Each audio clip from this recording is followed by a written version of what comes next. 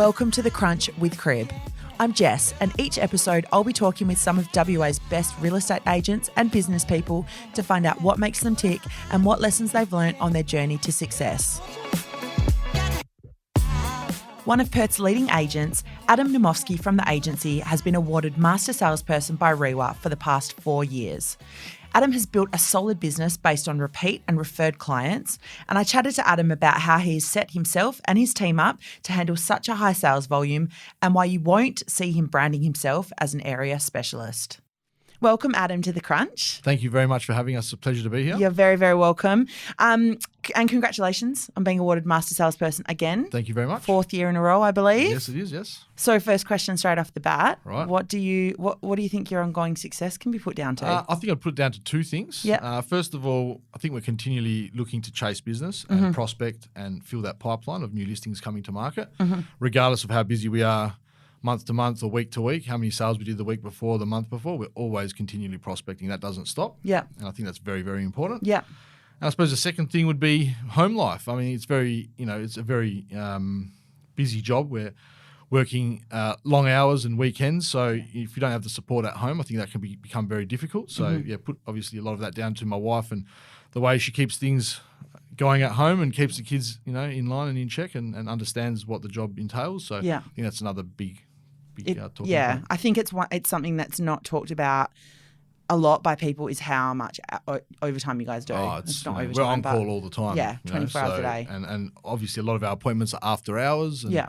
obviously Saturdays and Sundays is the major 2 days of our work week. So it's you are absent a lot of the time, especially with a young family at home. That can be difficult at times. So if you don't have that support at home, I think that that can be very tough. Have you ever taken a holiday? Yes. We try and do three or 4 a year with the family. Obviously over school holidays and things like that. We try and take not very much longer than a week or so at a time because it's very hard to leave the job for longer than that, I find. But we always duck off every now and again and get a bit of a break. Yeah, beautiful. Tell me, you said prospecting. You're always prospecting. And I guess rookie agents out there who are listening to that, what do you do? Are you on the phone? Do you flyer drops? On the phone a lot. We're on the phone all day, all the time. But we've always got our flyer drops going out to our areas. Yeah, that happens systematically and religiously all the time. And we do have quite a big farm area, so we do farm probably over 10,000 homes. So that is always happening. Obviously, we're always talking. We do a lot with developers and things like that. So we're always chatting with those guys. Yeah, we do a bit of telemarketing as well.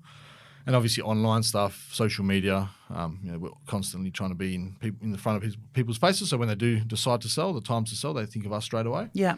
So we've always got something going on. Obviously email databasing, keeping in touch with our certain buyers in certain areas via email with quarterly market updates, just listeds, just solds. We're trying to be having something all the time going out.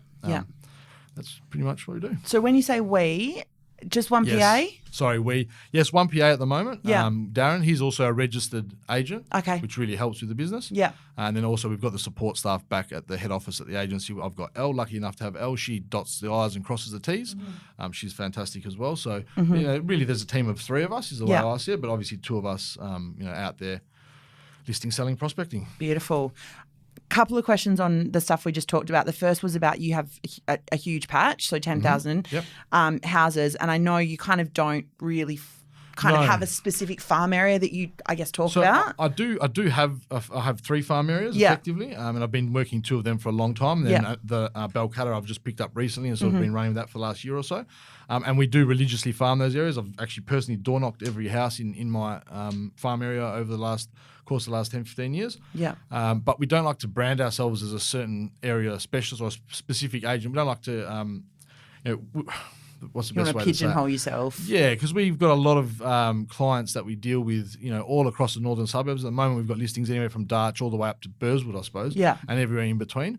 And I still believe that we can service our clients as well as anybody, even if it's not in our area of specialty. So I think that goes to show with our results. And if you look at, probably properties sold over the last 5-6 years, you'll see that there's a vast majority of suburbs that we've sold in. I think we can still offer the same level of service than your so-called local agent can. Yeah. And especially now with the database and the network at the agency, there's 70 plus reps with the agency in WA. If I do list something in somebody else's suburb we can pull their buyer database from that suburb and try and match up the property with the buyers there as well. Yeah. So, like I said, I think we can service a lot of clients throughout the whole northern suburbs. So I don't see why I need to limit myself to one or two particular suburbs. Yeah.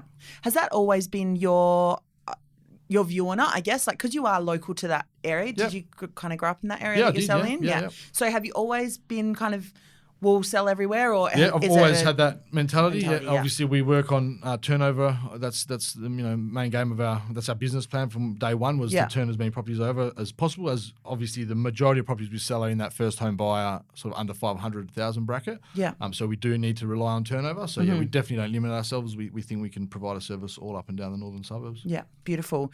I will come back to turnover, but I want to talk about the agency because you mentioned a couple of times their support staff. Yep. I guess their structure, their databasing, all of that kind of thing. And they are kind of, I guess, we had Stu Cox on a few episodes ago talking about how the model is different to the traditional agency. So why does that model work for you? I suppose I was at the crossroads of my career when I decided to join the agency, and it was at that point where I was at my previous employer that I felt I couldn't progress any further in my career. So I was seriously considering, looking at branching out my own and maybe starting my own agency with a close associate of mine, Harley, who I've worked with for quite a few years. But that agency had, funnily enough, approached us both individually, and then we thought, well, let's go back and have a chat with these guys and see what they can bring to the table before we make any major moves. And just what they were offering when we sat down and crunched the numbers and looked at the support they were offering us. We do have our own office, like satellite office, where we all work out of, so that's a really great environment as well, which they've allowed us to do. But effectively what they've let us do is run our own business under their umbrella with all their support staff and taking away the headaches of having to do, trust accounts and staff and, run your own rent roll. Payroll and rent roll and all that sort of stuff. That's all looked at after us at head office and allows us and frees us to do what's dollar productive, and that's list and sell properties. Yeah. It's funny, we had Nat Hoy and Wayne Helt on the other day who just opened Belport, and they were talking about that discussion around, when you're a top agent, the next step, what is the next step? For some people, it's opening their own agency, and others, it's obviously finding another model that works, which is obviously what you've done. Right. So, beautiful. Now, the other thing that we were talking about was your turnover, and obviously you are a volume agent. You sell a huge amount of properties, 72 this year. Last year. How have you kind of set yourself up to handle that kind of volume? Yeah, so I suppose I made the decision going back 5 years ago. We probably averaged 70 to 80 sales per year we have for the last 4 or 5 years, but we did find a certain spot about 6 years ago where we couldn't really progress any further with the amount of sales we're making because it was just myself. Yeah. So I made the decision then to employ a PA, and obviously then once joining the agency as well, getting that background support as well from Elle has really helped us increase our volume of sales. Yeah. Because, effectively there's now 2 of us there. So my PA, Darren, will take a lot of the pressure off as far as final inspections go, sometimes buyer appointments, running around, showing valuers through. All those things that take up a lot of your day is now outsourced to Darren. Okay. And I can concentrate on listing and selling. Yeah. And is that the kind of properties that the areas that you sell lots of kind of multi-unit development, that kind of thing. Has that been a conscious decision? Has it come out of your areas that you're farming? It did come out of my areas, but it was a conscious decision to get into that area to sell that type of property. Yeah. So obviously we do sell, the majority of properties we sell are brand new 3x2 villas, and then a lot of sort of 2-bedroom apartments as well. And that's, all volume. And obviously the areas that I work in are all predominantly zoned R40.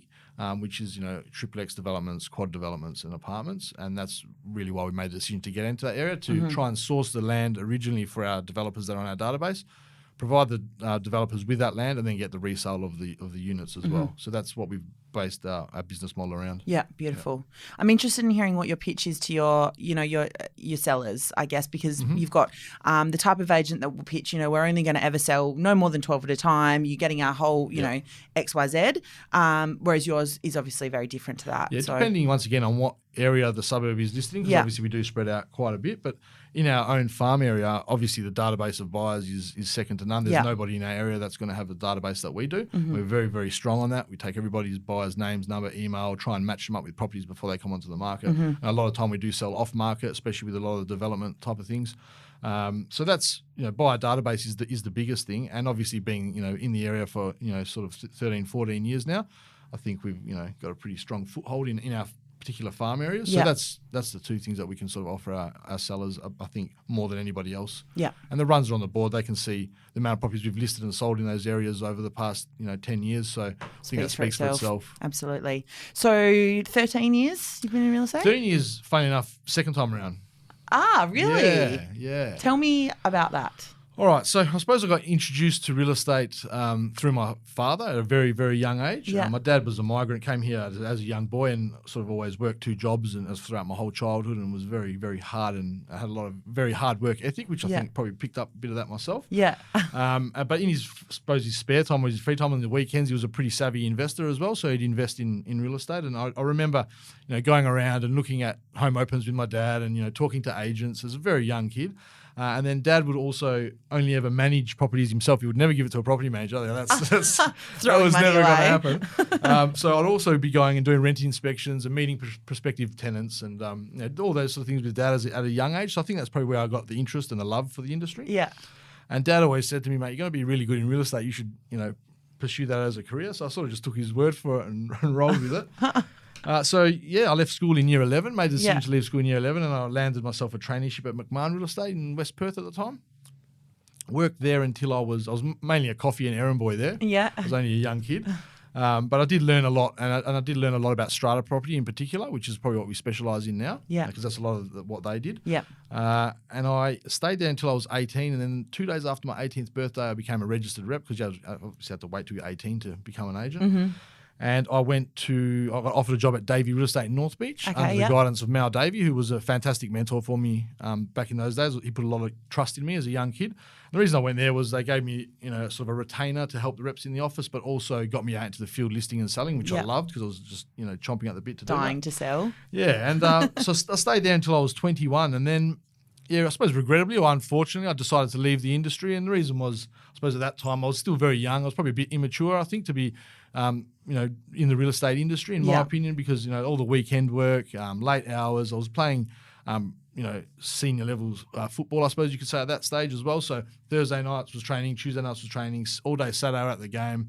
Then we'd go out with the boys on Saturday night. Then you have to front up to a home open on Sunday. Yeah. As a 21-year-old, it became a bit difficult. Yeah. And I just felt like I was missing out a lot. It wasn't for lack of income or anything like that, because, we're travelling pretty well for someone my age, but I just felt I was missing out a lot, so I decided to leave the industry, and I went into the building industry, and I'm actually a plasterer by trade. Oh, really? Plasterer by trade. There you go. Did that for 5 years. I had my own business for 2, and then made the decision pretty much just after I got married. I wasn't happy with my job. It was just, I did miss real estate as well. I suppose I had a bit more of a mature head on my shoulders at that stage as well, and obviously had a lot more commitment at home as far as mortgages and things go that I didn't have previously, but I knew what to expect. And I knew the first few years getting back into the industry would be tough. Mm-hmm. So we made the decision with the support of my wife to get back into the industry, and here we are today. Best decision I've ever made. Out. Beats plastering, that's for sure. So I know I have to make it as a real estate agent because I don't want to go back to plastering.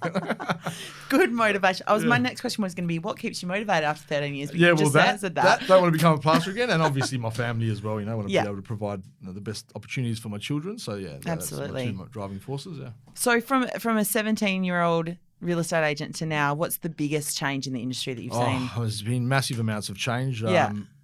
There's quite a few. Obviously, a lot now with social media and video content, Facebook, Instagram. I think that's huge in our industry right now. Yeah. As well as, I suppose, going back even further and a while ago was introduction of VPA was a big shifting point in the industry as well. It's probably the 2 biggest ones that come to mind. Yeah. Has anything about the way, obviously, the way you operate now to then is going to be very different, but any really significant things about what you've kind of changed about what you do? Kept the fundamentals the same, to be honest, and just improved on that. Tried to evolve as the industry evolves, and I think you need to be right up to speed, especially in the digital space. If you're not up to speed with that, you can get left behind very quickly. So I think we just evolve with the industry and, keep doing what we're doing, stick to those fundamentals and just try and get better and better at it. Yeah. And does that apply, I guess, with the market the way it is, and it's been really tough for a couple of years?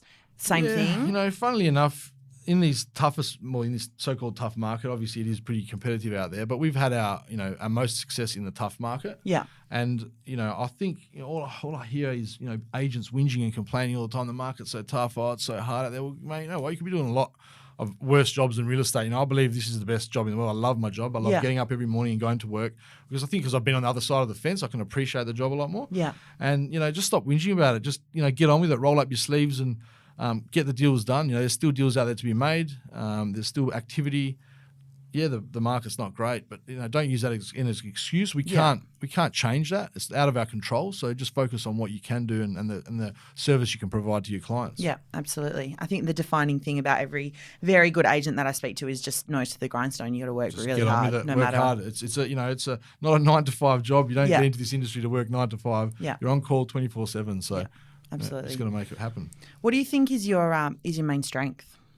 I suppose my main strength, or I think my point of difference, would be my response times of my clients. And one thing that really irritates me is when you try and call an agent or try and get in contact with an agent when they're looking to purchase or just get some information. They might take a day or 4 or 5 hours to get back to you. That is totally against everything that we believe in. Yeah, I think in this day and age, you need to be really, really responsive to your clients.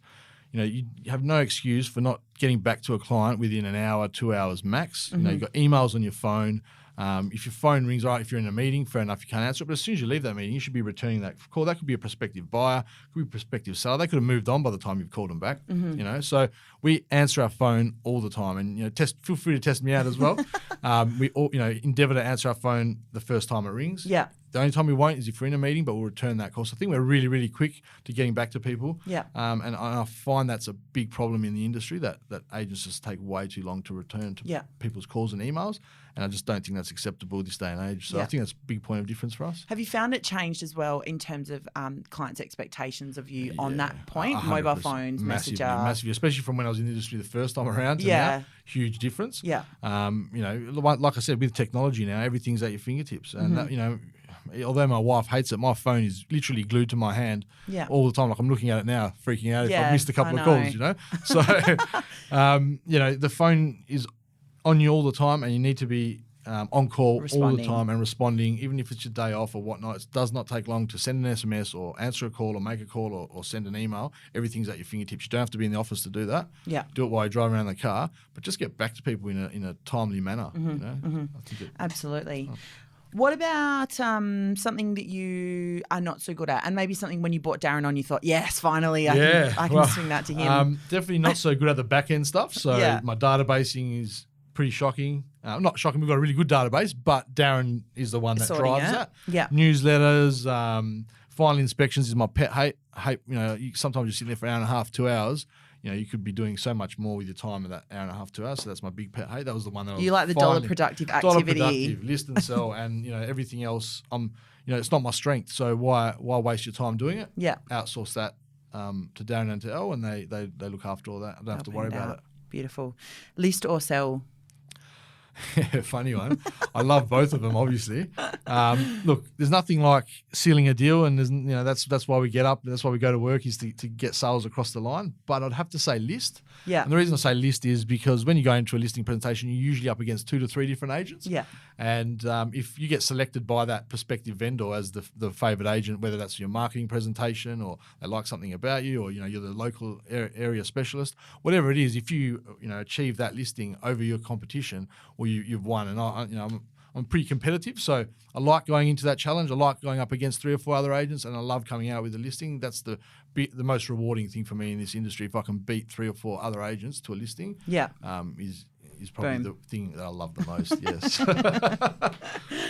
You might have answered this with your when you left the industry, but what's your toughest time in real estate been? My toughest time, no doubt, would have been the first 2 years getting back into the industry. Yeah, right.